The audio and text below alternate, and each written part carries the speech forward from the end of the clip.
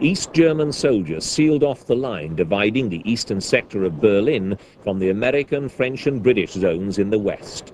Building materials were brought out of nearby warehouses, and the notorious Berlin Wall began to take shape, to the great mystification of those on both sides who were soon to be out of sight of each other. Good morning, everyone. My name is BQ Chippo. And my name is Sade Bedouinois. Today we're going to talk about the rise and fall of the Berlin Wall. But before we start, here are a few pictures of the wall from the years it stood in Berlin.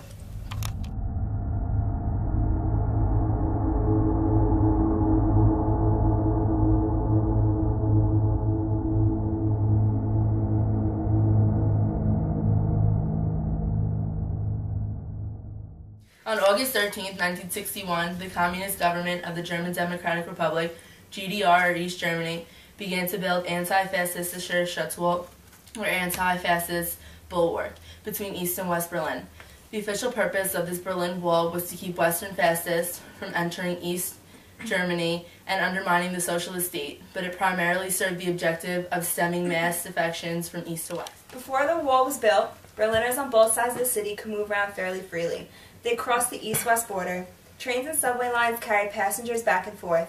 After the wall was built, it became impossible to get from East to West Berlin, except through one of the 3 checkpoints. Alpha Bravo Charlie! At the end of the checkpoint. At each of the checkpoints, East German soldiers screened diplomats and other officials before they were allowed to enter or leave, except under special circumstances. Travelers from East to West Berlin were rarely allowed across the border. The construction of the Berlin Wall did stop the flood of refugees from east to west, and it also diffused the crisis over Berlin. Over time, East German officials replaced the makeshift wall with one that was sturdier and more difficult to scale. A 12-foot tall, 4-foot wide mass of reinforced concrete was topped with an enormous pipe that made climbing over nearly impossible. At least 171 people were killed trying to get over the wall. Escaping from East Germany was not impossible, as from 1961 to 1989, more than 5,000 East Germans managed to cross the border. On November 9, 1989, as the Cold War began to thaw across Eastern Europe, the spokesman for East Berlin's Communist Party announced a change in his city's relations with the West starting at midnight. That day, he said, citizens at GDR or East Germany were free to cross the country's borders. East and West Berliners flocked to the wall chanting, "Open the gate! Open the gate! Open the gate!" At midnight, they flooded through the checkpoint.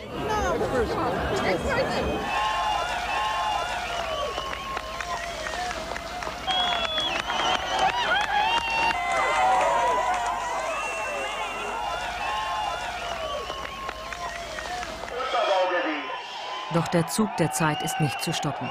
Ein Mauerteil schwankt zwischen Ost und West, bis es endlich kippt. Nach Westen.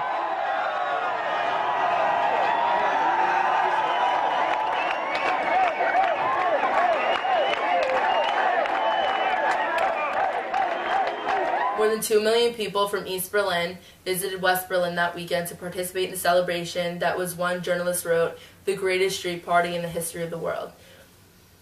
People used hammers and picks to knock away chunks of the wall. White cranes and bulldozers pulled down sections after section. Soon the wall was gone, and Berlin was united for the first time since 1945. The reunification of East and West Germany was made official on October 3rd, 1990, almost 1 year after the fall of the wall. We did it! We did it! We did it! Hooray, Longissimo! We did it! I've been looking for freedom. I've been looking